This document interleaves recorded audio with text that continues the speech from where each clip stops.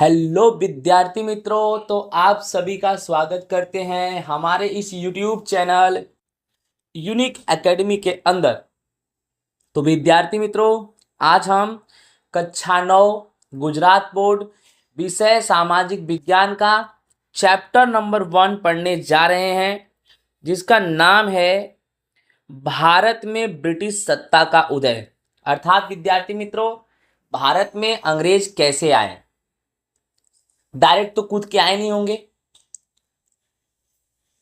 आने का कोई ना कोई तो उनको रास्ता मिला होगा।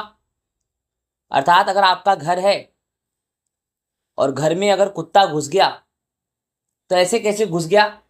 शायद आपके घर का दरवाजा खुला हो, आप दरवाजा बंद करना भूल गए हो। तो ठीक उसी तरह से कहानी है यहाँ पर कुछ, कि भारत में ब्रिटिश सत्ता का उदय कैसे हुआ।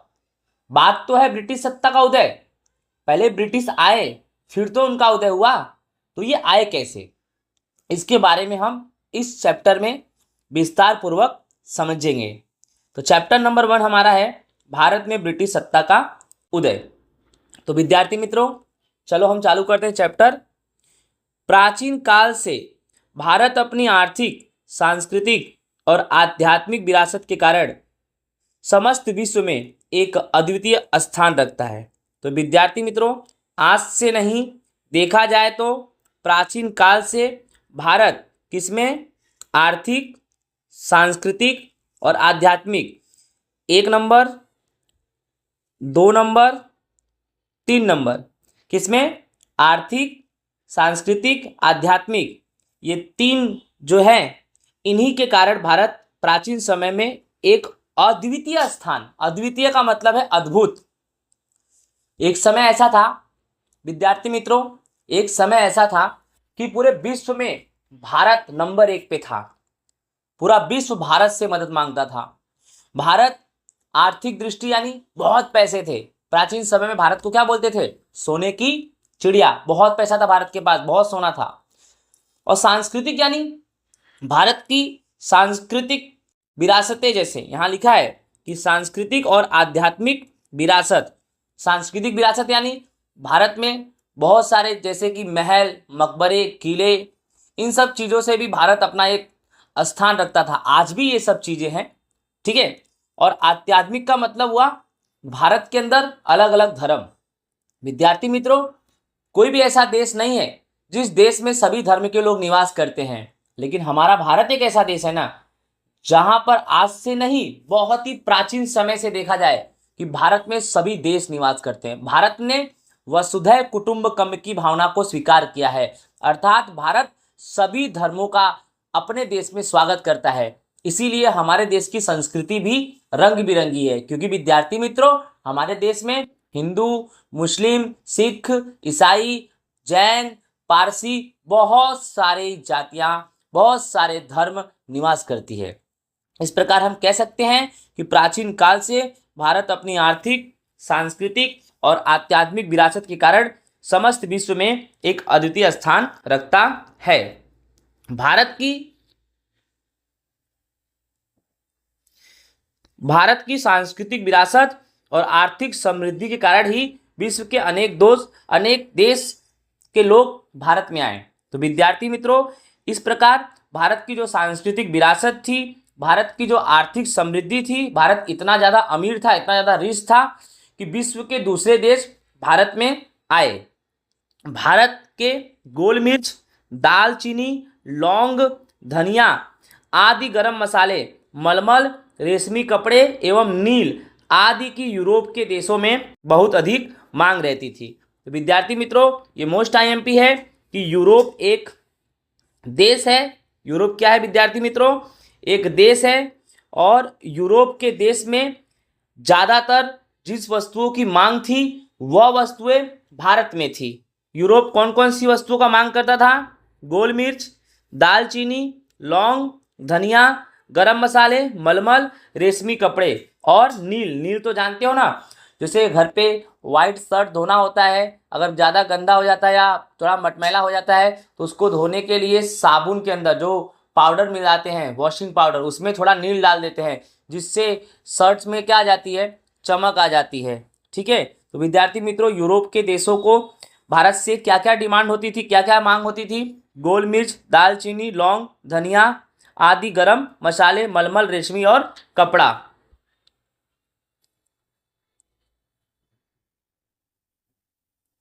भारत भारत और यूरोप के बीच व्यापार स्थल मार्ग तथा जल मार्ग से होता था। तो विद्यार्थी मित्रों, कि भारत और यूरोप, यानी यूरोप वाले देश को भारत से बहुत सारी चीजों की मांग थी। तो भारत और यूरोप के बीच जो व्यापार होता था ना विद्यार्थी मित्रों, भारत और यूरोप के बीच जो व्यापार होता था वह किससे होता था? वह व्यापार स्थल मार्ग यानी जमीन मार्ग तथा जल मार्ग यानी समुद्री मार्ग से होता था।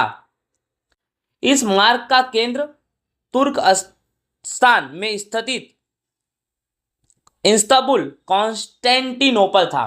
तो विद्यार्थी मित्रों, भारत और यूरोप के बीच जो व्यापार होता था स्थल मार्ग और जल मार्ग की सहायता से, तो उसका जो सेंटर पॉइंट था, अर्थात यूरोप वाले भारत में आएंगे, फिर यहां से सामान लेके भारत जाएंगे, या तो भारत वाले यूरोप में आएंगे, तो आने जाने का जो सेंटर पॉइंट था ना विद्यार्थी मित्रों, आने जाने का जो सेंटर पॉइंट था उसका नाम था तुर्कस्तान।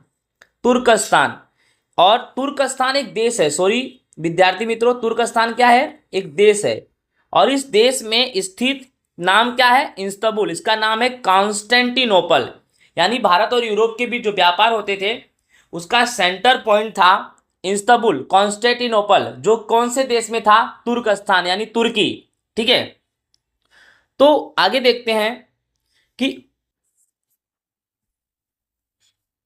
1453 में तुर्क मुस्लिमों ने कॉन्स्टेंटिनोपल जीत लिया।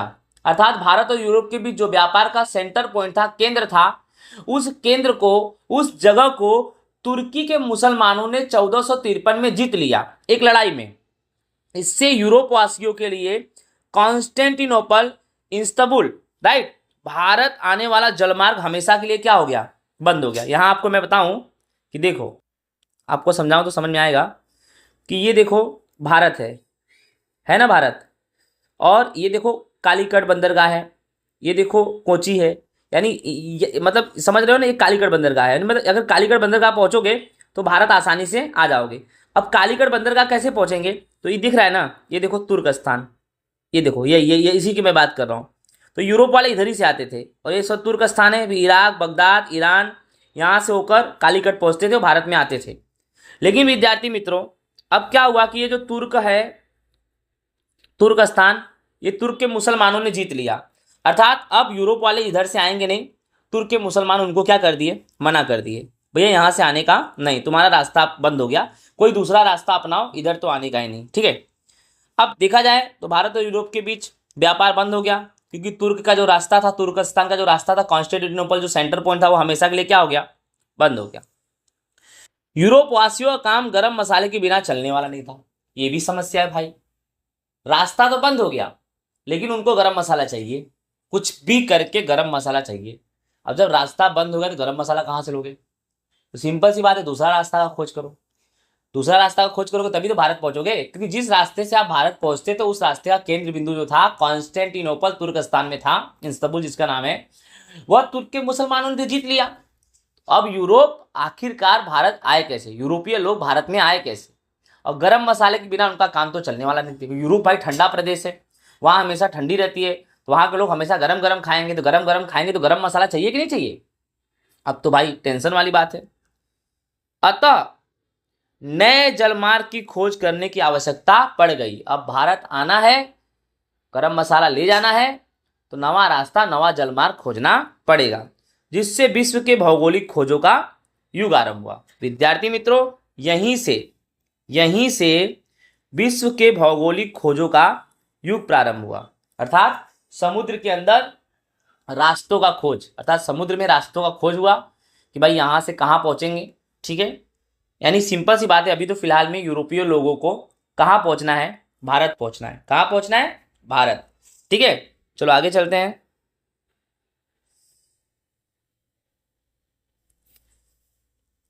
भारत आने के जलमार्ग की खोज स्टार्ट करते हैं पुर्तगाल के राजा प्रिंस हेनरी की प्रेरणा, प्रोत्साहन और आर्थिक सहायता से साहसिकों ने नए जलमार्ग की खोज का प्रयास शुरू किया। तो विद्यार्थी मित्रों, इसमें यह है कि कहाँ के राजा, पुर्तगाल के राजा, नाम है प्रिंस हेनरी। प्रिंस हेनरी की प्रेरणा लेकर बेटा जाओ, नए रास्ते का खोज करो, आशीर्वाद लो, प्रेरणा लो, ठीक है। या तो प्रिंस हेनरी भी बहुत ही खतरनाक मानस थे, यानी वो भी बहुत सारे भौगोलिक रास्तों का खोज किए होंगे, साहसिक थे, तो उनका प्रेरणा लेकर प्रोत्साहन यानी आशीर्वाद पैसा फैसा जो भी हो, आर्थिक सहायता भी देकर साहसिकों ने नए जलमार्ग की खोज करने का प्रयास शुरू किया। ठीक है, अब क्या है विद्यार्थी मित्रों कि भारत आने के लिए नए जलमार्ग की खोज के लिए अनेक साहसिकों ने प्रयास किए, अर्थात यूरोप से भारत आने के लिए नए रास्ते का, नए जलमार्ग का खोज करने के लिए बहुत सारे साहसिकों ने भरसक प्रयास किए, जिसमें सबसे पहला नाम है बार्थोलोम्यू डायज। क्या नाम है विद्यार्थी मित्रों? Bartholomew dyes. बार्थोलोम्यू डायज ने केप ऑफ गुड होप अंतरिक्ष की खोज की। विद्यार्थी मित्रों, केप ऑफ गुड होप क्या है? केप ऑफ गुड होप यानी जो साहसिक पर्सन था बार्थोलोम्यू डायज, उसने एक अंतरिक्ष की खोज की। तो विद्यार्थी मित्रों, अंतरिक्ष एक जगह होता है, एक स्थान होता है, और उस स्थान के तीनों तरफ समुद्र ही समुद्र होता है। तो बार्थोलोम्यू डायज ने एक अंतरिक्ष की एक ऐसी जगह की खोज की जिसका नाम केप ऑफ गुड होप, ठीक है। फिर क्रिस्टोफर कोलंबस ने स्पेन की राजा की सहायता लिया। सिंपल सी बात है, बार्थोलोम्यू डायज ने किसकी सहायता ली? पुर्तगाल के राजा प्रिंस हेनरी की, और क्रिस्टोफर कोलंबस ने स्पेन की राजा की आर्थिक सहायता ली। इस तरह क्रिस्टोफर कोलंबस स्पेन की राजा की सहायता से नए जलमार्ग खोजने की साहस की यात्रा आरंभ की। 1492 में अटलांटिक सागर यानी 7 समुंदर पार सागर में स्थित वर्तमान वेस्ट इंडीज टापू पर आकर रुकी। अर्थात विद्यार्थी मित्रों, क्रिस्टोफर कोलंबस स्पेन की राजा की आर्थिक सहायता लेकर नए जलमार्ग की खोजने का प्रारंभ किया, और 1492 में ये मानस क्रिस्टोफर कोलंबस वेस्ट इंडीज टापू पर आकर रुका, वो भी कहाँ? अटलांटिक सागर यानी 7 समुंदर पार। मृत्यु पर्यंत भारत में आने के जलमार्ग के खोज का विश्वास रखने वाला क्रिस्टोफर कोलंबस ने वास्तविक रूप से नए जलमार्ग की खोज की थी। ठीक है, अर्थात जब क्रिस्टोफर कोलंबस आया एक अंतरिक्ष पर यानी वेस्ट इंडीज टापू पर अटलांटिक सागर में, उसको ऐसा लगा कि मैं भारत आ चुका हूं, मैंने नए जलमार्ग की खोज कर ली, भारत में पहुंच चुका, उसे ऐसा लगता था, और वो मर गया। इस बात की स्पष्टता अमेरिको वेस्पुची ने की थी। अमेरिको वेस्पुची ही बोल रहा था कि क्रिस्टोफर कोलंबस जिस जगह पे आके रुका उस जगह को सोचता था कि ये इंडिया है, ये भारत है, लेकिन वह भारत नहीं था। ये कौन बता रहा है? अमेरिको वेस्पुची। उसके पश्चात यह नया प्रदेश अमेरिका के रूप में पहचाना गया। अर्थात विद्यार्थी मित्रों, क्रिस्टोफर कोलंबस ने जिस जगह की खोज की उसे वह भारत समझता था, लेकिन वह भारत नहीं, वह एक नया जगह अमेरिका के नाम में जाना गया। समझ में आया कि नहीं आया? ठीक है, आगे देखते हैं। आगे क्या है विद्यार्थी मित्रों? पुर्तगाली नाविक वास्को द गामा ने, इसको भी किसी राजा ने सपोर्ट किया होगा बट नाम नहीं दिया है। पुर्तगाली नाविक वास्को द गामा ने 1498 में भारत आने के जलमार्ग की खोज की। यानी विद्यार्थी मित्रों, आपको समझ में आ गया होगा कि पुर्तगाली नाविक वास्को द गामा 1498 में एक नए जलमार्ग की खोज कर दिया, जिससे भारत में लोग सब आ सकते थे। ठीक है, भारतीय खलासी की सहायता से वह भारत के पश्चिमी किनारे कालीकट बंदरगाह पर पहुंचा। तो विद्यार्थी मित्रों, सबसे पहले पुर्तगाली नाविक वास्को द गामा 1498 में उस जलमार्ग की खोज कर ली जो जलमार्ग यूरोप से कहाँ आ रहा है? भारत। फिर ये वास्को द गामा भारतीय खलासी, मतलब भारत का ही कोई ऐसा व्यक्ति जो भारत के बारे में अच्छा खासा नॉलेज जानता हो, उसकी सहायता से वह भारत में आया, और सबसे पहले वह भारत में आया तो कहाँ आया? तो सबसे पहले वह भारत में आया तो भारत के पश्चिमी किनारे कौन से बंदरगाह पर पहुंचा? वास्को द गामा भारत में सबसे पहले आया तो कहाँ पहुंचा? कालीकट बंदरगाह। आपको दिखाऊं, ये रहा कालीकट बंदरगाह, यहीं पे वास्को द गामा सबसे पहले पहुंचा। देखो ये रहा अपना भारत। ठीक है, आगे देखते हैं। वहां के राजा सामुद्रिक यानी जैमोरिन ने उसका स्वागत किया। यानी उस समय कालीकट के राजा कौन थे? जैमोरिन। जैमोरिन ने वास्को द गामा का स्वागत किया और वास्को द गामा को व्यापार करने की छूट दी। अर्थात जैमोरिन वहां का राजा था, उसने बोला आओ वास्को द गामा, आपका स्वागत है, नए जलमार्ग की खोज किए यूरोप से भारत आने के लिए, ठीक है, आओ और यहाँ पर व्यापार करो। इस तरह विश्व में यह घटना महत्वपूर्ण मानी जाती है। यानी सबसे पहला क्वेश्चन ये है विद्यार्थी मित्रों कि सबसे पहला अंग्रेज कौन जो भारत में आया? तो नाम है वास्को द गामा। ऐसा भी मान सकते हो, मतलब अंग्रेज नहीं, मतलब सबसे पहला अंग्रेज ही हुआ, क्योंकि उसी के माध्यम से अंग्रेज आए। वास्को द गामा आया तो उसी के माध्यम से ही अंग्रेज आए। तो कौन? वास्को द गामा सबसे पहले कहां? कालीकट बंदरगाह पहुंचा। इसके कारण ही यूरोप वासियों के लिए भारत आने का द्वार खुल गया। अर्थात एक मानस भारत आया, राजा जैमोरिन से परमिशन लिया, राजा जैमोरिन ने उसको परमिशन दिया कि भाई यहां पर व्यापार कर। अब उसको देखकर बाकी यूरोप वासियों को भी भारत आने के लिए नया रास्ता मिल गया। अब क्या होगा विद्यार्थी मित्रों? अब क्या होगा? भारत में यूरोपियों का आगमन, अंग्रेजों का आगमन, व्यापारी केंद्रों की स्थापना। विद्यार्थी मित्रों, अब भारत के अंदर यूरोपियों का आगमन होगा, अंग्रेजों का आगमन होगा और व्यापारी केंद्रों की स्थापना होगी, क्योंकि भारत आने के लिए नया जलमार्ग की खोज वास्को द गामा ने कर दिया। अब इसमें क्या है कि भारत आने के जलमार्ग की खोज होने के पश्चात, भारत आने के जलमार्ग की खोज होने के पश्चात भारत में व्यापार करने के लिए सर्वप्रथम पुर्तगाली फिरंगी आए। यानी सबसे पहले भारत में व्यापार करने के लिए कौन आया? पुर्तगाली, क्योंकि वास्को द गामा भी एक पुर्तगाली ही था। 100 वर्ष के समय में पुर्तगालियों ने दीव, दमन, गोवा, कोचीन, मलक्का आदि प्रदेशों को अपने अधिकार में ले लिया। अर्थात विद्यार्थी मित्रों, मैं आपको यह बताना चाहता हूं कि सबसे पहले भारत में कौन आए? पुर्तगाली आए, और 100 वर्ष के समय में ये पुर्तगालियों ने भारत में दीव, दमन, गोवा, कोचीन, मलक्का आदि प्रदेशों को अपने अधिकार में ले लिया। पुर्तगालियों को व्यापार में मिली सफलता से प्रेरित होकर हॉलैंड के डच और डेनमार्क के डेनिश भी भारत में व्यापार करने के लिए आए। अर्थात विद्यार्थी मित्रों, पुर्तगाली भारत में आए, व्यापार करने लगे और व्यापार में उनको सफलता मिलने लगी, और पुर्तगालियों ने काफी ज्यादा अपना विकास कर लिया आर्थिक दृष्टि से। तो पुर्तगालियों को देखकर हॉलैंड के, डच और डेनमार्क के डेनिश लोग भी भारत में क्या करने आए? व्यापार करने। उन्हें ऐसा लगा कि पुर्तगाली भारत में व्यापार करके बहुत अमीर बन रहे हैं, चलो हम भी चलते हैं भारत में व्यापार करके अमीर बनने। तो पुर्तगाली आए, उनको देखकर हॉलैंड के डच आए और डेनमार्क के डेनिश आए। यानी हॉलैंड और डेनमार्क एक देश है, और हॉलैंड के डच यानी ये लोग हैं, और डेनमार्क के डेनिश यानी ये लोग हैं, जैसे पुर्तगाली हैं, ठीक है, पुर्तगाल के। इंग्लैंड के व्यापारियों ने भारत के साथ व्यापार करने के लिए 1600 में ईस्ट इंडिया कंपनी की स्थापना की। ये लोग इंग्लैंड आए, इंग्लैंड वाले भी आ गए। अब इंग्लैंड वाले भी जब भारत में आए तो सबसे पहले व्यापार करने के लिए भारत में एक कंपनी डाले।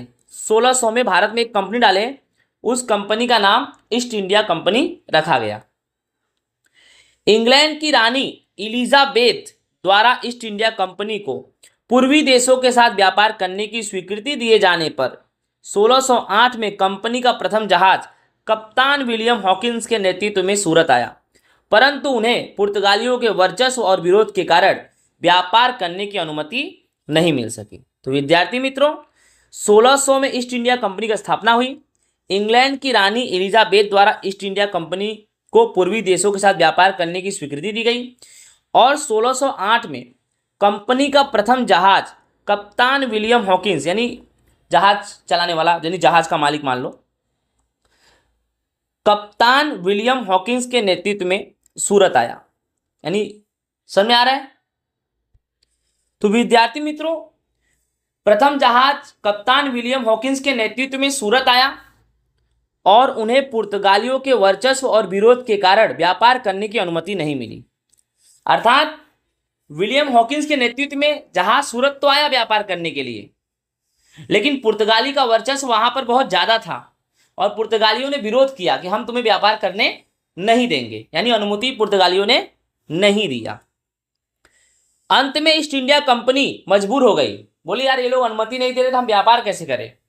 तो ईस्ट इंडिया कंपनी को मुगल बादशाह जहांगीर की तरफ से व्यापार करने का अधिकार पत्र मिलने पर सूरत में ब्रिटिश ईस्ट इंडिया कंपनी की प्रथम कोठी 1613 में स्थापित की गई। अर्थात पुर्तगाली लोग ब्रिटिश ईस्ट इंडिया कंपनी को व्यापार करने की अनुमति तो नहीं दिए, लेकिन लास्ट में ईस्ट इंडिया कंपनी जो है वो गई मुगल बादशाह जहांगीर के पास और हाथ पैर जोड़ी, जिससे मुगल बादशाह जहांगीर ने परमिशन दे दिया, जाओ बेटा तुम भी व्यापार करो इंडिया में, तुम्हें कोई रोके तो मेरा नाम बोलना, ठीक है। ऐसा प्रारंभिक वर्षों में, यानी प्रथम कोठी जो स्थापित की ब्रिटिश ईस्ट इंडिया कंपनी ने, कब स्थापित की? 1613 में, ठीक है। प्रारंभिक वर्षों में कंपनी ने सूरत, कौन सी company? British East India Company, Surat, Bharuch, Ahmedabad में व्यापारिक केंद्र स्थापित किए, परंतु इन प्रदेशों में मराठी सत्ता का प्रभुत्व बढ़ने से कंपनी को खतरा दिखाई दिया। यानी सबसे पहले विद्यार्थी मित्रों, ब्रिटिश ईस्ट इंडिया कंपनी प्रारंभिक वर्षों में, यानी जब व्यापार के प्रथम चरण में थी, तो वह सूरत, भरूच और अहमदाबाद में व्यापारिक केंद्र स्थापित किए, लेकिन ऐसे जगहों पर मराठा लोग बहुत पावरफुल थे। मराठा लोगों ने इनको भगा दिया, इनसे लड़ाई लड़ने लगे, इनको बोले भाग जाओ यहाँ से, बहुत मारेंगे। तो क्या हुआ मालूम है? ब्रिटिश ईस्ट इंडिया कंपनी यहाँ पर अपना चावल नहीं गला पाई, अर्थात इनको इस जगह को छोड़ना पड़ा। इसीलिए वे दक्षिण और पूर्व दिशा में आगे बढ़े। उन्होंने मछलीपट्टम, जिसको आज आंध्र प्रदेश बोलते हैं, सेंट जॉर्ज, जिसको चेन्नई बोलते हैं, और फोर्ट विलियम, जिसको कोलकाता बोलते हैं, यहाँ पर कोठियाँ स्थापित की। तो जब अहमदाबाद, भरूच, सूरत में नहीं स्थापित कर पाए, मराठा पावर बहुत ज़्यादा लगा उनको, तो कहाँ पर चले गए ये लोग? मछलीपट्टम आंध्र प्रदेश, सेंट जॉर्ज चेन्नई और फोर्ट विलियम कोलकाता। और ये ब्रिटिश लोगों ने मुंबई में मुख्य केंद्र स्थापित किया, यानी अपना जो लेखा जोखा का मेन कार्यालय था ना, वह मुंबई में स्थापित कर दिया 1687 में। कब स्थापित किया? 1687 में। फिर 1668 में व्यापार करने के लिए फ्रेंच ईस्ट इंडिया कंपनी का आगमन हुआ। लो भैया, अभी तो ब्रिटिश आए थे ना, अब तो कौन आया? 1668 में व्यापार करने के लिए फ्रेंच ईस्ट इंडिया कंपनी भी आ गई। पुर्तगाली थे ही, हॉलैंड के डच थे ही, डेनमार्क के डेनिश थे ही, ब्रिटिश भी आ गए, अब फ्रेंच भी, फ्रांस भी आया, ऐसा सब फ्रेंच ईस्ट इंडिया कंपनी।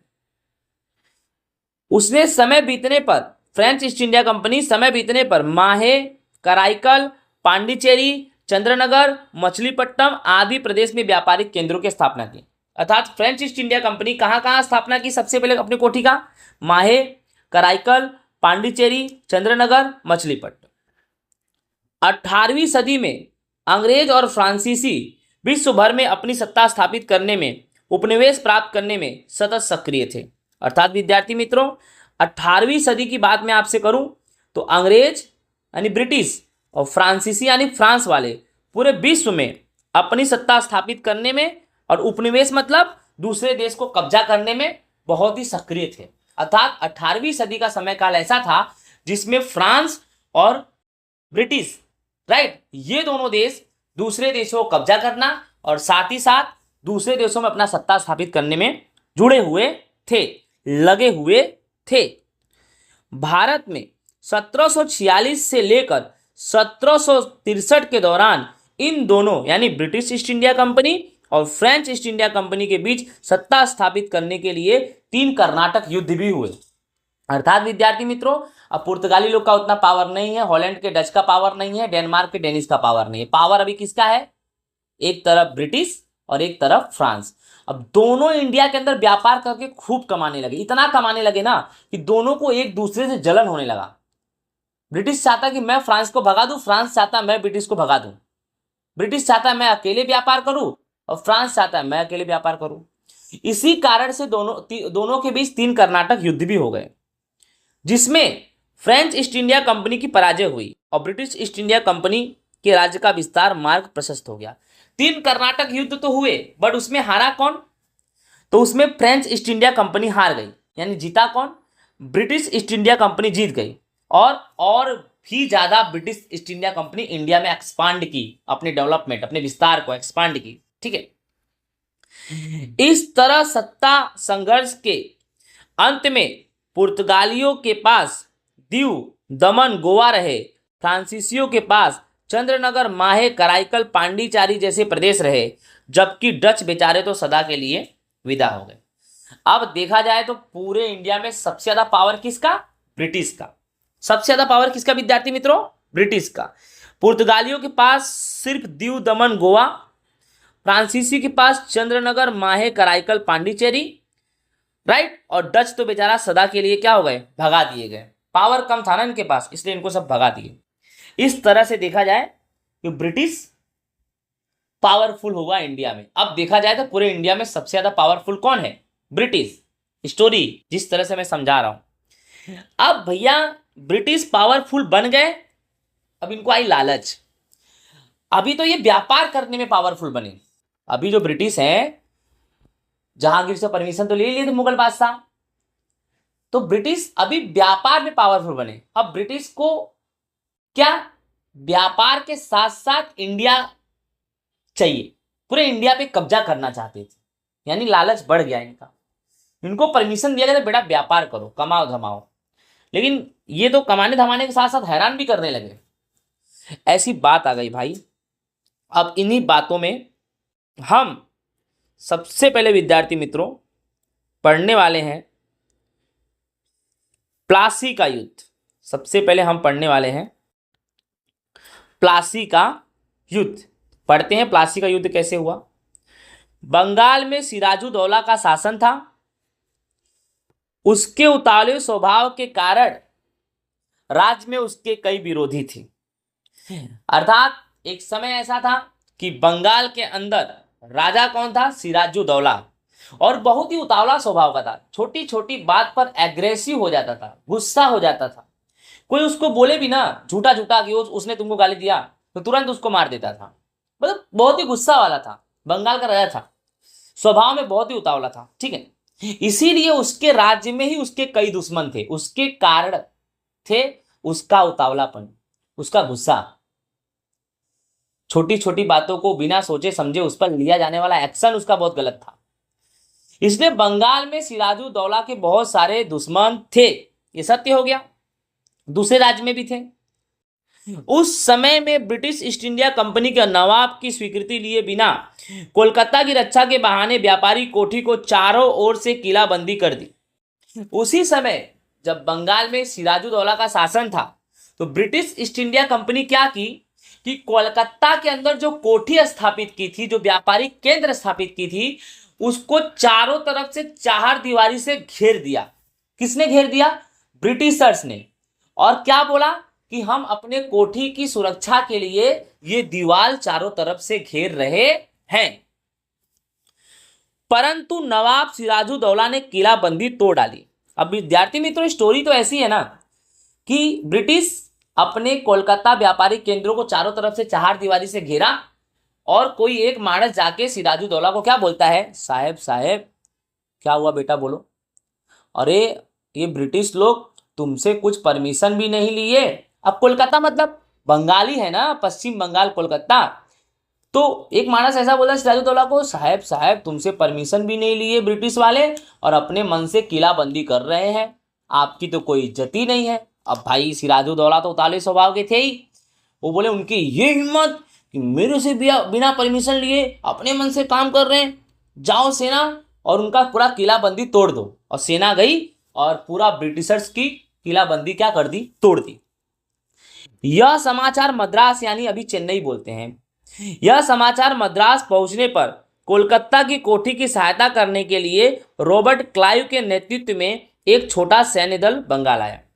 अब भैया ये जो संदेश था, सिराजुद्दौला ने जो किलाबंदी तोड़वा दी ब्रिटिशर्स लोग की, यह संदेश मद्रास यानी चेन्नई पहुंचा और वहां पर रॉबर्ट क्लाइव खतरनाक मानस था, उसने छोटा सा सैन्य दल भेजा। अंग्रेजों का मानस था, ये ब्रिटिशर्स का मानस था।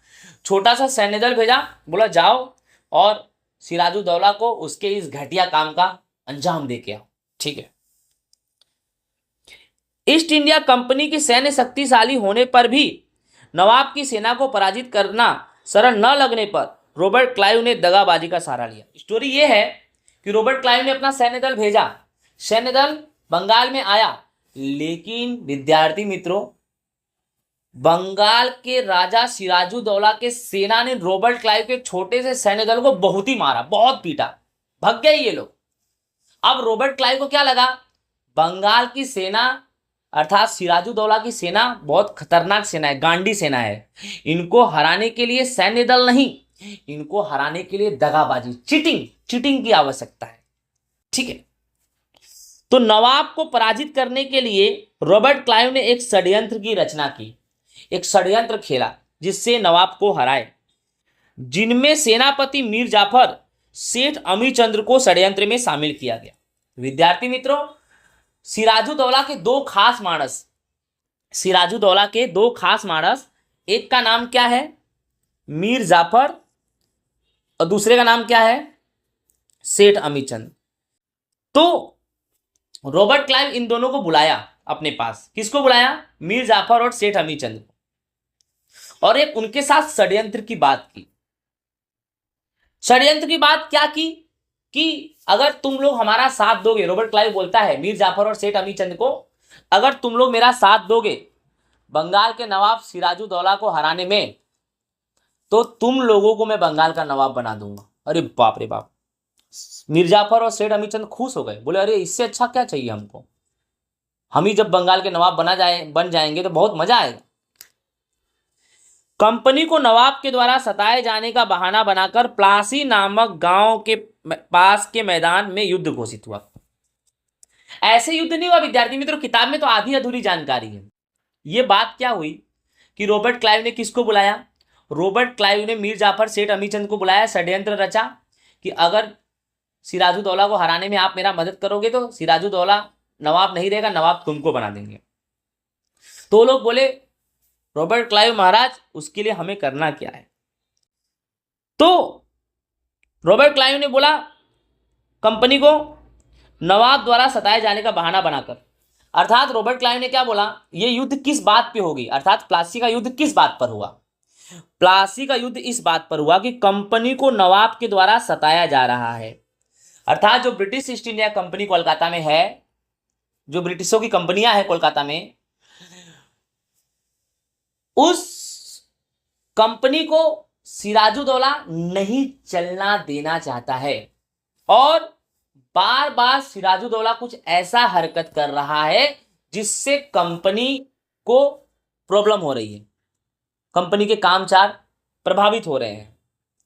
तो लड़ाई का षड्यंत्र यही है, यानी जो लड़ाई प्लासी का युद्ध का हो रहा है, किस वजह से हो रहा है कि कंपनी को बार बार कौन हैरान कर रहा है, सिराजुद्दौला।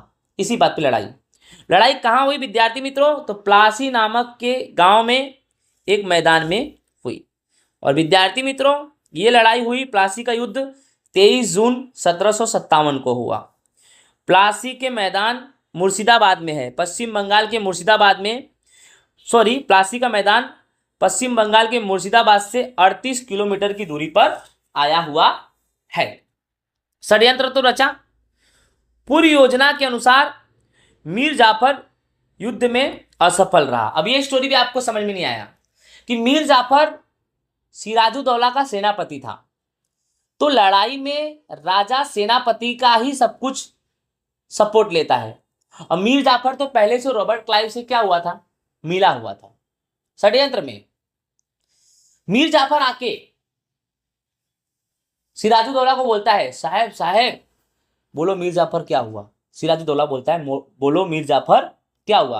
अरे साहब साहब ये कंपनी वाले हमारे ऊपर अटैक करने वाले हैं, तो हम क्या करें। फिर सिराजुद्दौला उताले स्वभाव का था, गुस्सा वाला था। उसने क्या बोला, अभी ये लोग को एक बार मार के भगाया गया, शर्म नहीं आती बेशर्मों को, चलो अपनी सेना निकालो फिर मारो इनको। तो मीर जाफर ने अपनी सेना निकाल दी बादशाह सिराजुद्दौला के बोलने पर। लेकिन मीर जाफर ने अपनी सेना तो निकाल दी और सामने ब्रिटिशर्स की भी सेना आ गई, लेकिन मीर जाफर ने अपने सेना को अनुमति ही नहीं दी कि जाओ लड़ो। या तो ऐसा पहले से बता दिया होगा कि इस तरह से लड़ना कि जिससे हमारी हार हो जाए, षड्यंत्र था। तो मैं तुम लोग का सेनापति बन जाऊंगा, तुम लोगों का पगार बढ़ा दूंगा, ऐसा भी हो सकता है। सेना भी पहले से मिली हुई थी, क्योंकि सेना तो सेनापति की है। सेना की कनेक्टिविटी सेनापति से ज्यादा होती है राजा की तुलना में। जो ढेर सारी सेनाएं होती है ना, वो सेनापति के पास ज्यादा जाती है, राजा के पास नहीं जाती है। राजा के पास तो सिर्फ सेनापति जाता है। तो सेनापति जो सेनाओं को बोलेगा वही होगा ना। तो सेनापति तो षड्यंत्र में था ही, अपने सेनाओं को भी षड्यंत्र में ले लिया। इस प्रकार इस षड्यंत्र से सिराजुद्दौला हार गया।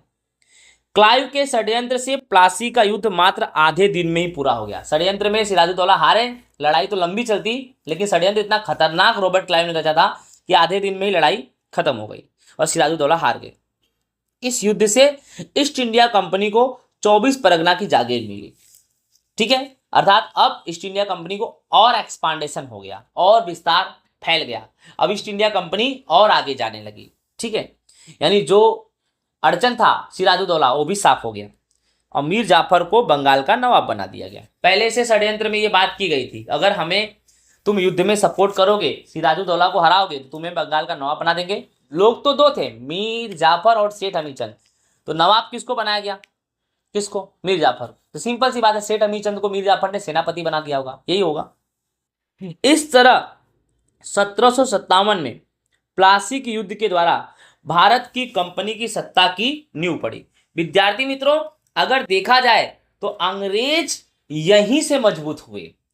प्लासी के युद्ध के बाद ही अंग्रेज मजबूत हुए। ये देखा जाए तो अंग्रेजों का पहला युद्ध था जो कि खतरनाक था। अगर हार गए होते ना तो शायद अंग्रेज 100 साल भारत में राज नहीं करते, लेकिन जीत गए। जीतते तो नहीं, षड्यंत्र की रचना की और जीत गए, और अंग्रेज पावरफुल यहीं से बने। विद्यार्थी मित्रों, ठीक है, अब प्लासी का युद्ध पूरा हुआ तो बक्सर का युद्ध आ गया भैया। अब बात आपके दिमाग में आया होगा कि सर प्लासी का युद्ध खत्म हो गया तो बक्सर का युद्ध कैसे आया। बक्सर का युद्ध का यह कारण था ना कि जिस मीर जाफर को अंग्रेजों ने बंगाल का नवाब बनाया, और अंग्रेज चाहते थे कि ये मीर जाफर हमारे अनुसार ही चले, जो हम बोले वही करे, लेकिन ऐसा कुछ नहीं हुआ। मीर जाफर तो सिराजुद्दौला से भी खतरनाक अंग्रेजों के लिए साबित हो गया। तो अब अंग्रेजों को मीर जाफर को भी कुर्सी से हटाना है, तो ऐसे तो हटा नहीं दोगे, फिर से लड़ो। तो फिर से जो लड़ाई हुई है ना, उसी लड़ाई को बक्सर का युद्ध बोला गया है। अब बक्सर के युद्ध में क्या हुआ, अंग्रेजों ने मीर जाफर को बंगाल का नवाब बनाकर उसके पास से अलग अलग बहाने बनाकर विपुल धन प्राप्त किया, और अधिक अधिकार प्राप्त करने की लालच में ईस्ट इंडिया कंपनी ने मीर जाफर को हटाकर मीर कासिम को बंगाल का नवाब बना दिया। बात यहां पे आई, सबसे पहले मीर जाफर को, स्टोरी पूरी नहीं दी है, आधा अधूरी दी है, समझा मैं रहा हूं आपको अच्छे से, कि अंग्रेजों ने मीर जाफर को बंगाल का नवाब बनाया और उसको फुसला के खूब पैसा कमा लिया।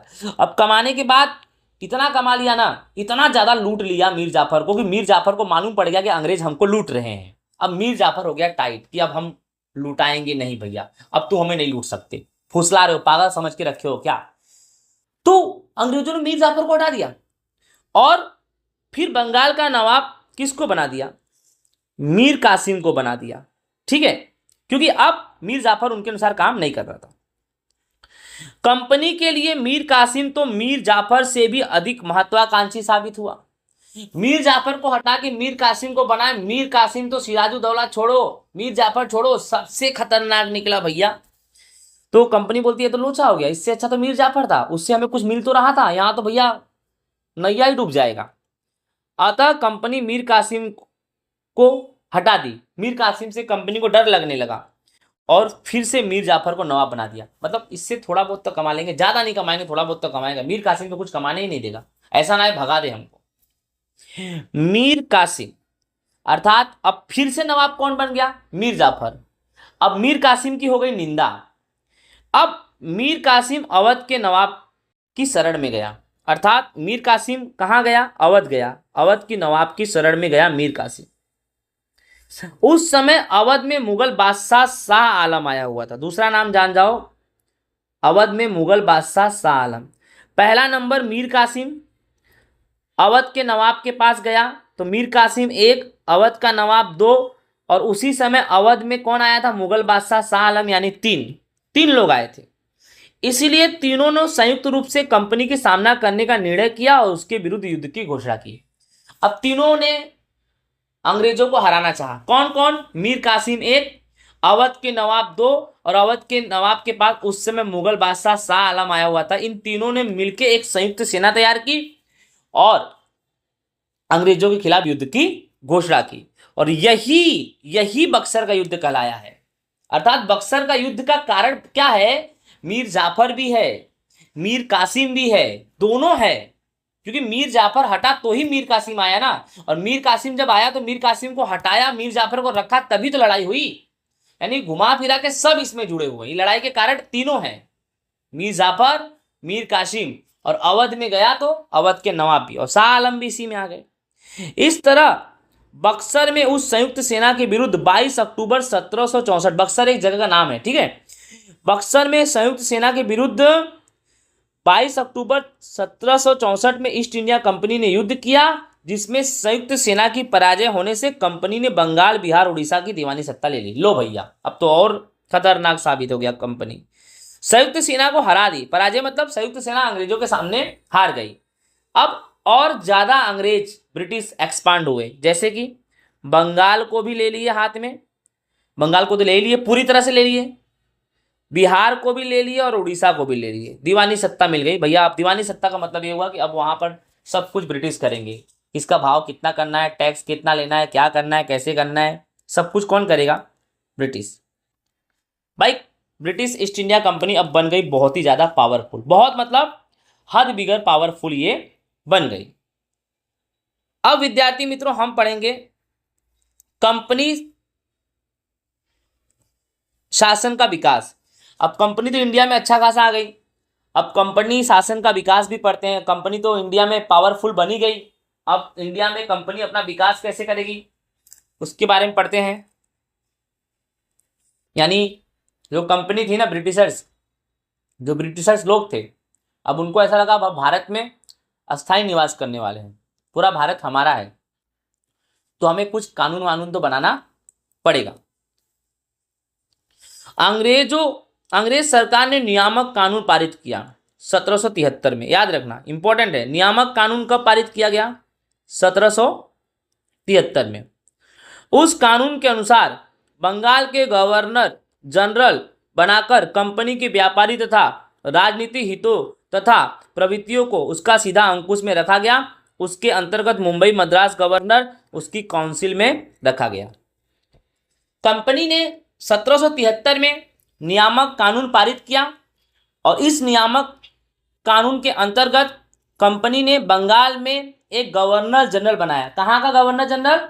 बंगाल। कंपनी का मेन पॉइंट बंगाल था, और ये बंगाल का जो भी गवर्नर जनरल होगा, ये बंगाल का जो भी गवर्नर जनरल होगा, देखो बंगाल का जो भी गवर्नर जनरल होगा, कंपनी के व्यापारी तथा राजनीतिक हित तथा प्रवृत्तियों को सीधा अंकुश में रखा गया।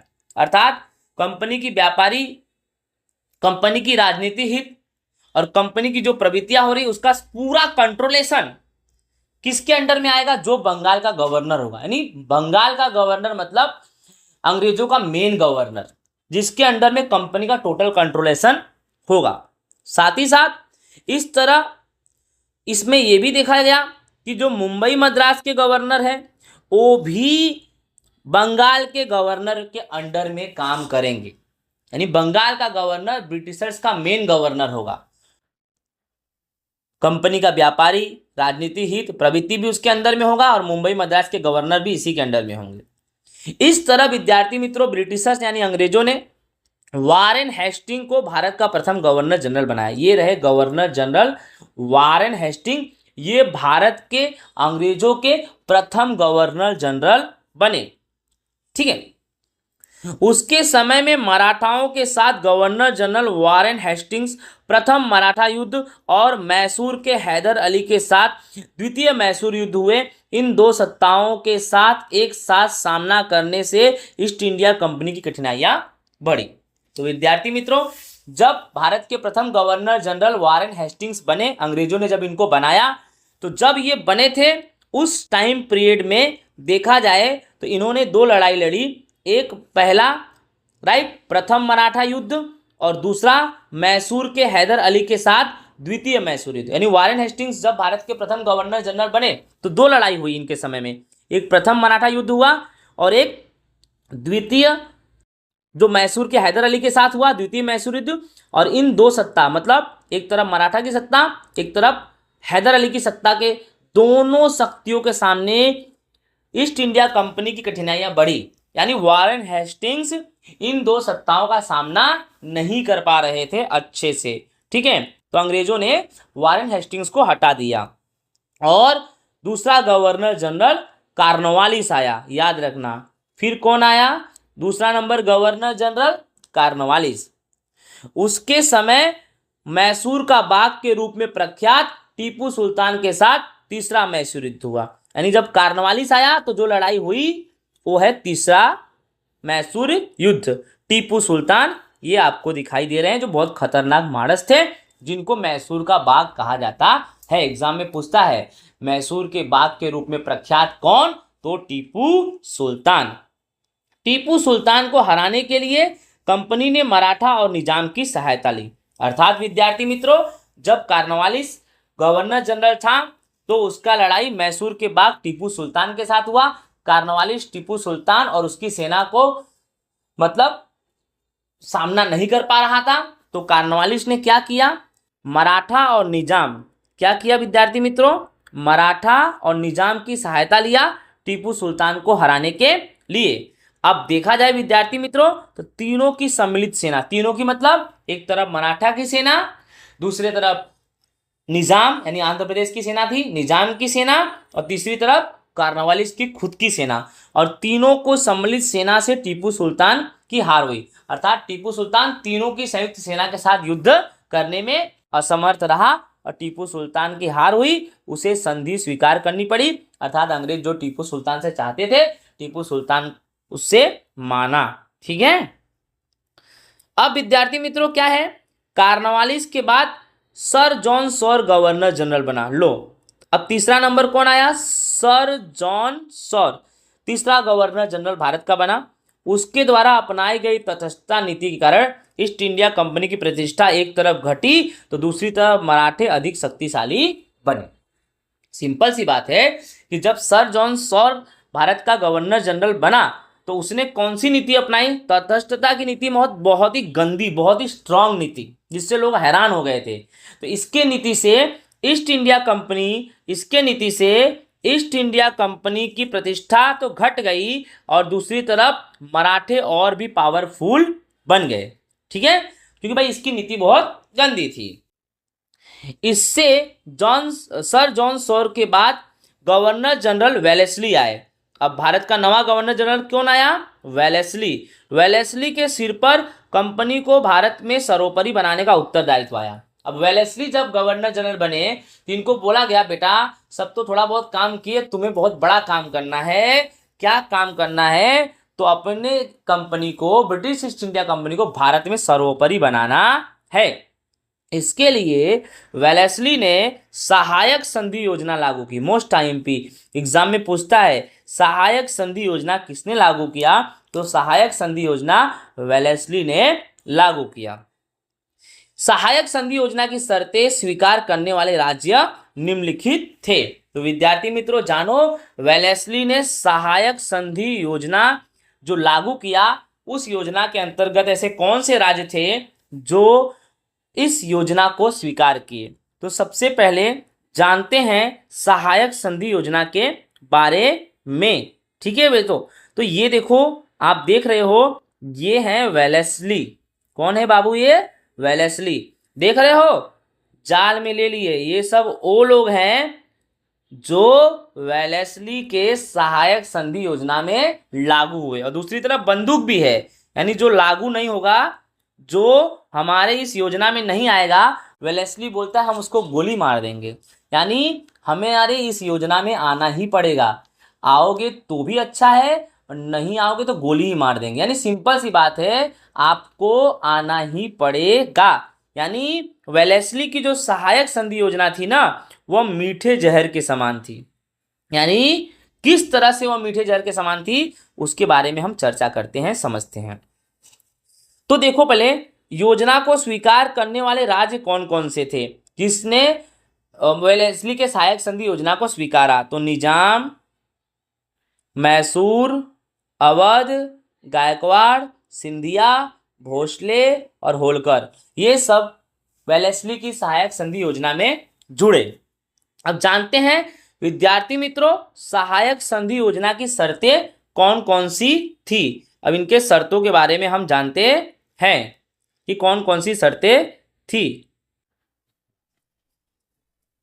पहला नंबर, सहायक संधि योजना स्वीकार करने वाले राज्यों को कंपनी सरकार प्रशिक्षित सैन्य प्रदान करेगी। यह सैन्य राज्य को आंतरिक और बाह्य आक्रमण से राज्य की रक्षा करेगी। तो वेलेस्ली की सहायक संधि योजना की पहली शर्त यह थी कि जो राज्य वेलेस्ली के सहायक संधि योजना को अपनाएगा, वेलेस्ली की सहायक संधि योजना के अंतर्गत उस राज्य को यह योजना क्या करेगी?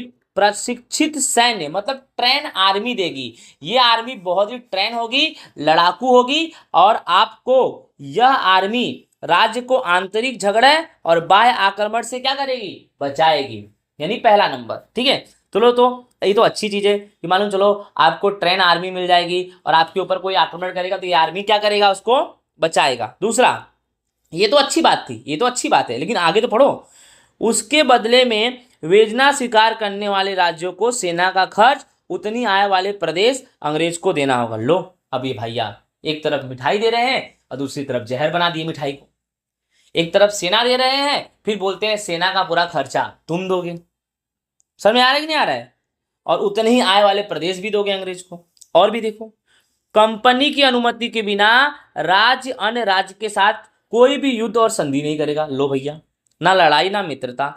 यानी कंपनी की अनुमति के बिना कोई भी राज्य दूसरे राज्य के साथ लड़ाई भी नहीं करेगा, और संधि का मतलब है दोस्ती भी नहीं करेगा। यानी कहने का मतलब है तुम जो बोलोगे हम वही करेंगे। सिंपल सी बात है, वेलेस्ली सबको गुलाम बनाना चाहता था।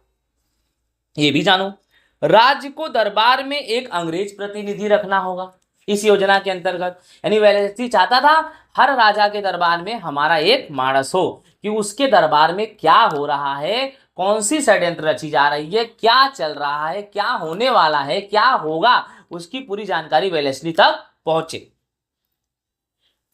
अन्य विदेशी को अपने राज्य में नौकरी पर नहीं रखना होगा। लो भैया, यानी कोई दूसरा विदेशी आए तो आप अपने राज्य पे नौकरी पे नहीं रखोगे। यानी वेलेस्ली चाहता था कि पूरे भारत में सिर्फ और सिर्फ ब्रिटिश अंग्रेजों का ही शासन हो, कोई दूसरे देश का शासन हो ही नहीं। इस तरह से विद्यार्थी मित्रों, यह योजना मीठे जहर के समान थी। इस योजना को लागू करके वेलेस्ली ने बहुत से प्रदेशों को ईस्ट इंडिया कंपनी में शामिल कर लिया। अर्थात विद्यार्थी मित्रों, इस योजना को लागू करके, सहायक संधि योजना को लागू करके वेलेस्ली ने बहुत सारे राज्यों को अपने कंपनी में जोड़ लिया। गवर्नर जनरल वेलेस्ली ने टीपू को भी सहायक संधि योजना स्वीकार करने के लिए कहा, किंतु उसने अस्वीकार कर दिया। योजना को स्वीकार करने से मना किए जाने पर कंपनी ने निजाम के साथ मिलकर टीपू से फिर से लड़ाई लड़ा 1799 में, और इस चौथे मैसूर युद्ध में अंग्रेजों के साथ लड़ते लड़ते टीपू सुल्तान की मृत्यु हो गई। तो विद्यार्थी मित्रों, कैसे मरे टीपू सुल्तान? तो सहायक संधि योजना जो वेलेस्ली ने लागू की थी, वेलेस्ली ने टीपू को बोला कि तुम भी सहायक संधि योजना अपनाओ, तो टीपू ने मना कर दिया। तो उन्हें गुस्सा आया, तो उन्होंने निजाम की सहायता ली, और निजाम की सहायता लेकर टीपू के साथ कौन सा मैसूर वार, 3 तो हो ही चुके थे, चौथा मैसूर वार 1799 में किया, और अंग्रेजों ने टीपू की सेना पर आक्रमण कर दिया और इस चौथे मैसूर युद्ध में अंग्रेजों के साथ टीपू सुल्तान लड़ते रहे और लड़ते लड़ते उनकी डेथ यानी मृत्यु हो गई। वेलेस्ली के पश्चात भारत में गवर्नर जनरल के रूप में हेस्टिंग्स मींस वारेन हेस्टिंग्स आया। ठीक है विद्यार्थी मित्रों, अब वेलेस्ली गया, अब एक नवा मानस आया, नाम है वारेन हेस्टिंग। उसने नेपाल के साथ युद्ध करके गुरखों को सेना में शामिल किया। यानी जैसे ही ये वारेन हेस्टिंग्स आता है, नेपाल के साथ युद्ध करता है और नेपाल के गुरखों की सेना को अपने सेना में शामिल कर लेता है। पिंठारों के साथ युद्ध करके उसने उसको भी अंकुश में ले लिया। तीसरा मराठा युद्ध करके वहां भी उसने जीत हासिल की। इस तरह से वारेन हेस्टिंग्स का बात मैंने आपको बताया। फिर विलियम बेंटिंक भारत के पहले गवर्नर जनरलों की तुलना में उदार गवर्नर जनरल के रूप में माना जाता है। अर्थात विद्यार्थी मित्रों, अब देखा जाए तो वारेन हेस्टिंग्स जो आया उसके बाद कौन आया? William Bentinck.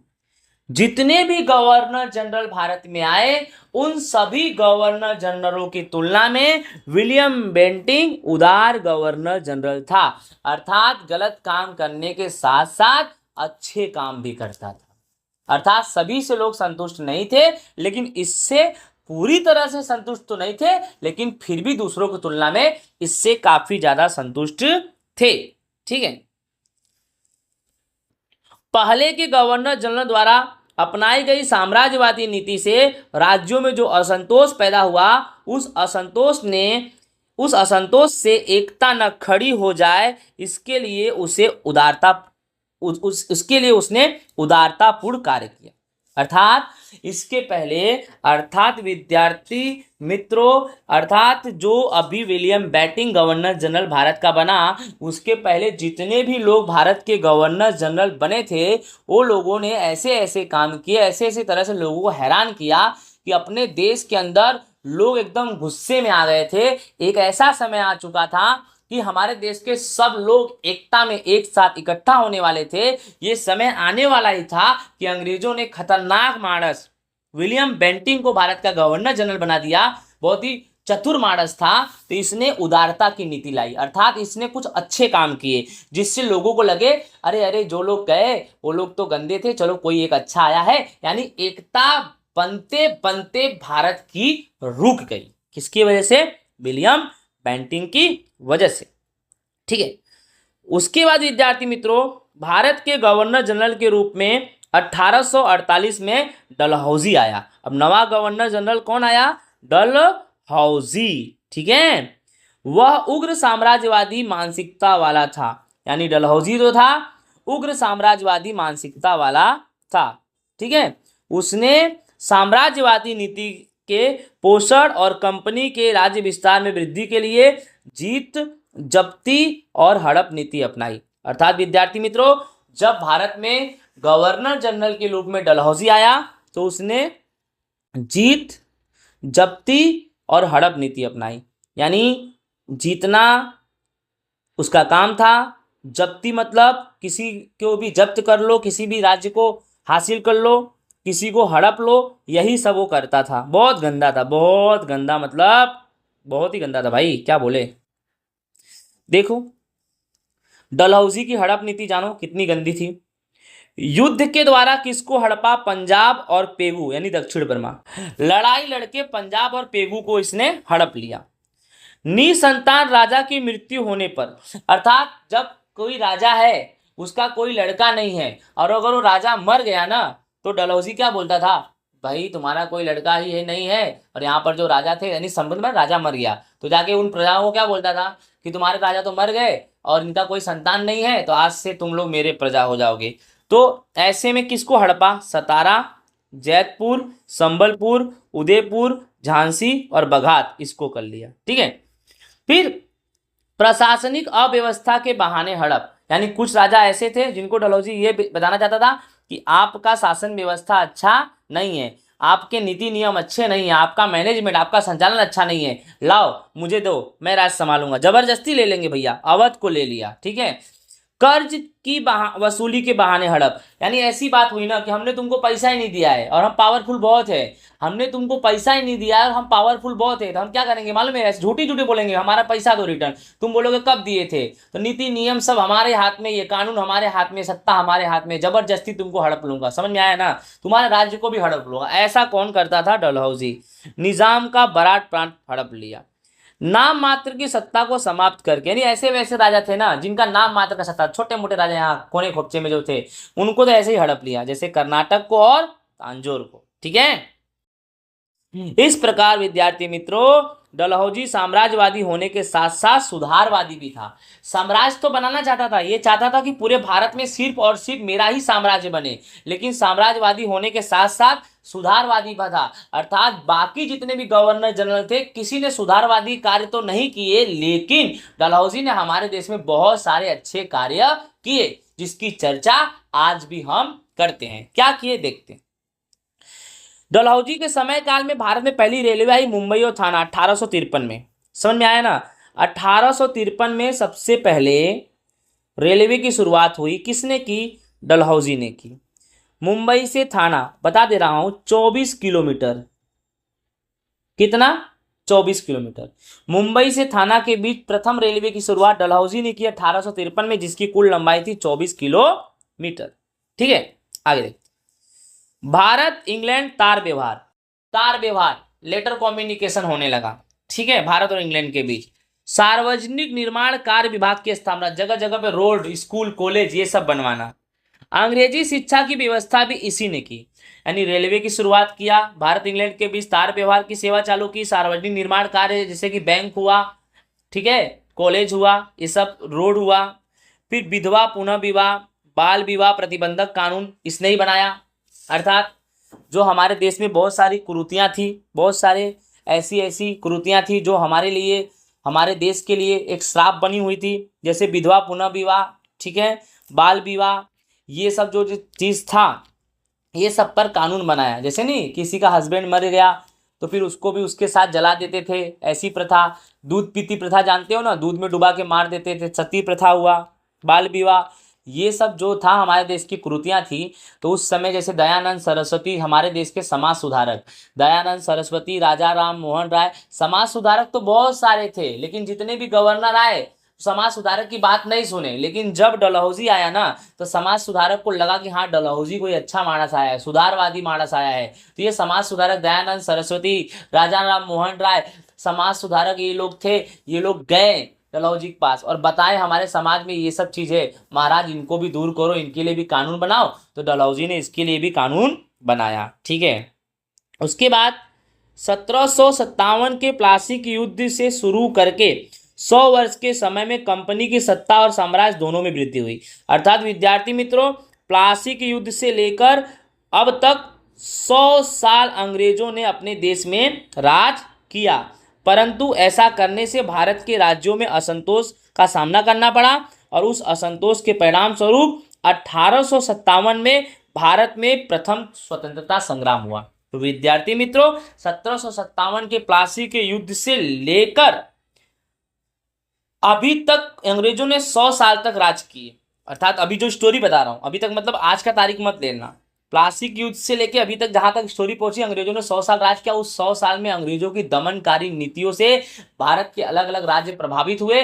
भारत के अलग अलग राज्यों के बीच असंतोष, जनता प्रजा के बीच असंतोष हुआ और सभी जनता एकजुट होकर इन अंग्रेजों को भगाने का प्रयास करने लगी। और इन अंग्रेजों को भगाने के लिए सभी लोगों ने मिलकर जो लड़ाई की बिगुल बजाई, नगाड़ा बजाया, उस आंदोलन का नाम 1857 भारत प्रथम स्वतंत्रता संग्राम के नाम पे जाना गया। यानी सबसे पहले अंग्रेजों को भगाने के लिए जो लड़ाई की चिंगारी उछली, 1857 प्रथम स्वतंत्रता संग्राम, अर्थात अपने देश को आजाद करने के लिए, अपने देश को स्वतंत्र करने के लिए पहली वाली जो लड़ाई लड़ी गई अंग्रेजों के साथ, लड़ाई की जो शुरुआत की गई है, चिंगारी जो निकली है, 1857 का स्वतंत्रता संग्राम है। ठीक है, तो ये आगे पढ़ेंगे, इसमें तो इतना ही है। ठीक है, और अंग्रेज तो भग भी गए थे, आपको पता ही है। अब हम पढ़ेंगे विद्यार्थी मित्रों कंपनी शासन का आर्थिक प्रभाव, अर्थात जब कंपनी हमारे देश में थी तो उससे हमारे देश को कौन कौन से आर्थिक प्रभाव हुए इसके बारे में जानते हैं। जब हम कंपनी की शासन का ब्यूरो तैयार करते हैं तब ख्याल आता है कि भारत देश जो सदियों से विश्व के देशों में आर्थिक रूप से गौरवपूर्ण स्थान रखता था, वह कंपनी शासन के 100 वर्ष के शासनकाल में इंग्लैंड के लिए कच्चा माल पैदा करने वाला, कारखानों में तैयार माल के लिए बाजार की आवश्यकता को पूरा करने वाला देश बन गया। अर्थात एक समय था जो भारत में लोग बोलते थे भारत बहुत ही पैसे वाला है, भारत के पास बहुत पैसा है, भारत एक सोने की चिड़िया का देश कहा जाता था। उस भारत में जब अंग्रेजों ने 100 साल तक राज किया और 100 साल के राज में ये लोग क्या किए, पूरे अपने देश का जो कच्चा माल था ना वो इंग्लैंड में ले आते थे और साथ ही साथ कारखाना में तैयार माल के लिए बाजार की आवश्यकता को पूरा करने वाला भी देश कौन बन गया, यानी भारत। यानी हमारे देश से ये अंग्रेज कच्चा माल लेके जाते थे, उसी कच्चा माल से कुछ बनाते थे और हम ही लोगों को ऊंचे भाव में बेचते थे। हमारे देश की दशा 100 सालों में ऐसी हुई। बंगाल 1708 से 1756 तक कच्चा रेशम, चीनी, सन, मलमल का निर्यात करता था। यानी एक समय ऐसा था कि 1708 की स्टोरी बता रहा हूँ, 1708 से लेके 1756 तक बंगाल कच्चा रेशम, चीनी, सन, मलमल का निर्यात करता था विद्यार्थी मित्रों, अर्थात बेचता था, राइट ना। लेकिन जब अंग्रेज आए, द्विमुखी शासन पद्धति आई, तो बंगाल की आर्थिक चमक भी धुंधली पड़ गई। जो बंगाल 1708 से लेके 1756 तक कच्चा रेशम, चीनी, सन, मलमल का निर्यात करता था, अब वही बंगाल यही सब कच्चा माल अंग्रेजों को मजबूरी में दे रहा था। देना तो नहीं चाहता था बट जबरदस्ती हो गई थी भैया। कंपनी की अन्यायपूर्ण महसूल नीति के कारण किसान बेहाल हो गए, कर्जदार बन गए। अर्थात जब कंपनी आई भारत में अंग्रेजों की, तो उसकी अन्यायपूर्ण महसूल नीति के कारण भारत के किसान बेहाल बन गए और साथ ही साथ कर्जदार बन गए। महसूल नीति का मतलब कैसा होता है, जब कंपनी आई ना तो भारत के किसानों की जमीन हड़प ली और जमीन हड़प के जमीन के कई टुकड़े कर दिए और कई टुकड़े छोटे छोटे करके एक एक किसान को एक एक टुकड़े आवंटित कर दिए और जबरदस्ती उसी टुकड़ों में किसान से खेती करवाते थे और बदले में कोई मुआवजा देते नहीं थे। और जो किसान खेती करने से ना बोले उसको कोड़े बजाते थे, उसको मारते थे, उसको सजा देते थे। बहुत ही गंदी नीति थी भाई। अंग्रेज सरकार ने इंग्लैंड के उद्योगों को विकसित करने के लिए भारत के कपड़ा उद्योग पर अन्यायपूर्ण आयात कर चुंगी लगाया। अर्थात विद्यार्थी मित्रों, इस तरह अंग्रेज सरकार ने इंग्लैंड के उद्योगों को विकसित करने के लिए भारत का कपड़ा उद्योग और आयात कर चुंगी लगाया। अर्थात देखा जाए तो अंग्रेज ने भारत के कपड़ा उद्योग को पूरी तरह से क्या कर दिया, ध्वंस कर दिया। पूरा कपड़ा उद्योग का मार्केट अंग्रेजों ने खराब कर दिया। कैसे खराब कर दिया, अन्यायपूर्ण आयात कर, यानी कपड़े उद्योग पर बेफजूल इतने सारे टैक्स लगा दिए ना।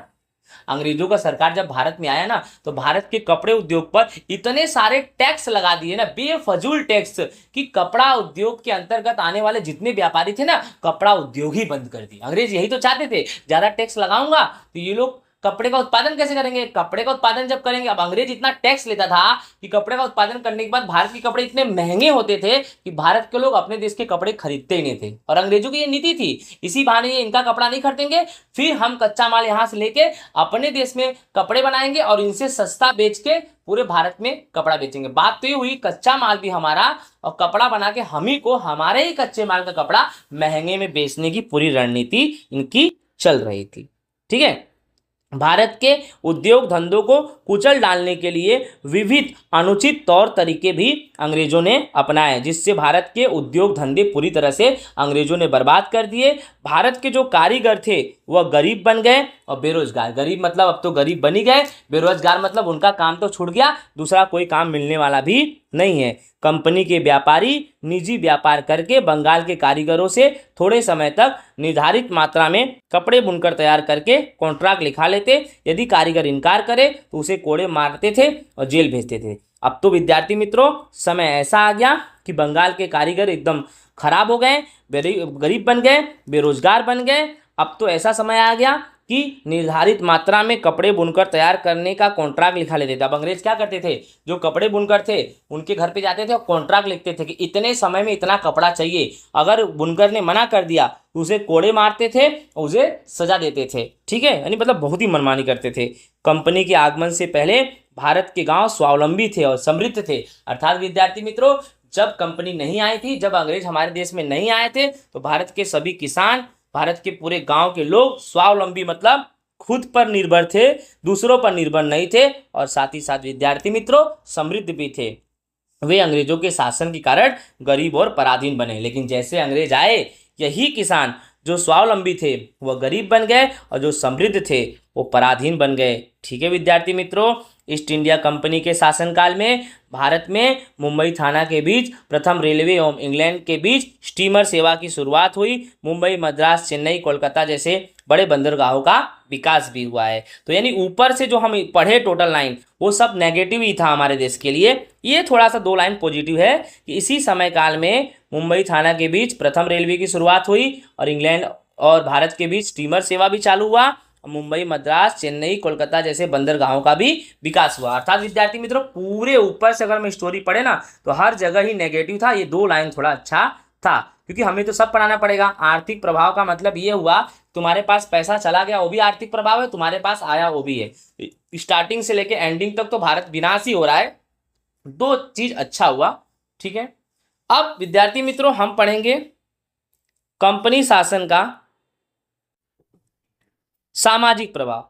अब कंपनी शासन का सामाजिक प्रभाव पढ़ते हैं। अब कंपनी शासन का सामाजिक प्रभाव पढ़ते हैं हम। ब्रिटिश शासन के दौरान समाचार पत्रों के विकास से भारतीय लोगों में विचार, वाणी स्वतंत्रता की भावना विकसित हुई। यह है सामाजिक प्रभाव ब्रिटिश शासन का, कंपनी शासन का। कैसे? जब कंपनी शासन थी तो विद्यार्थी मित्रों कंपनी शासन के समय ये क्या हुआ, समाचार पत्रों का विकास हुआ। और जब समाचार पत्रों का विकास हुआ तो घर घर न्यूज़पेपर जाने लगा। इंडिया में घर घर लोग पेपर पढ़ने लगे। पेपर पढ़ने से भारत के लोगों के विचार बदले, उनकी वाणी बदली और स्वतंत्रता की भावना विकसित हुई। पेपर पढ़ने से उन्हें यह मालूम पड़ा कि हमें क्या करना है, व्हाट टू डू, हमें क्या नहीं करना है, what not to do. Okay, उस समय में भारतीय समाज में कुछ प्रदेशों में कुरीतियां देखने को मिलती थी, जैसे कि सती प्रथा हुआ, दूध पीती प्रथा का रिवाज, बाल विवाह आदि। अंग्रेजों के संपर्क में राजा राम मोहन राय, दुर्गा राम मेहता, बहराम जी मलबारी ने आदि लोगों ने कुप्रथाओं को दूर करने के लिए कानून बनवाया। और वो कानून किसने बनाया था? मैंने आपको बताया, लास्ट वाला गवर्नर जनरल डलहौजी ने बनाया। तो ये सामाजिक प्रभाव है। पहला सामाजिक प्रभाव क्या है? समाचार पत्रों का विकास होने से लोगों की वाणी बदली, लोगों के विचार बदले और स्वतंत्रता की भावना लोगों के मन में विकसित हुआ। और साथ ही साथ हमारे देश में कुछ कुरिवाज थे, जिसमें नाम भी मैंने आपको बता दिया कि सती प्रथा थी, दूध पीती प्रथा, बाल विवाह, ये सब जो समस्याएं थी तो अंग्रेजों के संपर्क में कौन गया? राजा राम मोहन राय। ये सब समाज सुधारक है, समाज के सुधार के लिए जो कार्य करते हैं उन्हें समाज सुधारक कहते हैं। तो राजा राम मोहन राय, दुर्गा राम मेहता, बहराम जी मलबारी, राइट, आदि ने इस कुप्रथाओं को दूर करने के लिए कानून बनवाया। और कानून कौन बनाया? लॉर्ड डलहौजी। भारत के प्रशासनिक ढांचे का अंग्रेजीकरण होने से अंग्रेजी जानने वाले लोगों की जरूरत पड़ी। अब पूरे भारत में जो ढांचा तैयार किया गया वह अंग्रेजीकरण का ढांचा, नहीं, पूरे भारत में अंग्रेजी को ज़्यादा से ज़्यादा महत्व दिया जाने लगा। तो सिंपल सी बात है, जब अंग्रेजी का ज़्यादा से ज़्यादा महत्व देंगे तो लोगों को अंग्रेजी आना चाहिए। इस प्रकार ब्रिटिशर ने अंग्रेजी शिक्षा की भी शुरुआत की। परिणाम स्वरूप मैकाले, याद रखना, अंग्रेजी शिक्षा की शुरुआत किसने किया भारत में? मैकाले ने। परिणाम स्वरूप मैकाले के प्रयासों से भारत में अंग्रेजी शिक्षा देने की शुरुआत हुई। फिर चार्ल्स वुड की सिफारिश से, किसके सिफारिश से? Charles Wood. मैकाले के प्रयास से अंग्रेजी शिक्षा देने की शुरुआत हुई और चार्ल्स वुड की सिफारिश से मुंबई, मद्रास और कोलकाता में क्या स्थापित किया गया? यूनिवर्सिटी। मुंबई, मद्रास और कोलकाता में यूनिवर्सिटी स्थापित किया गया।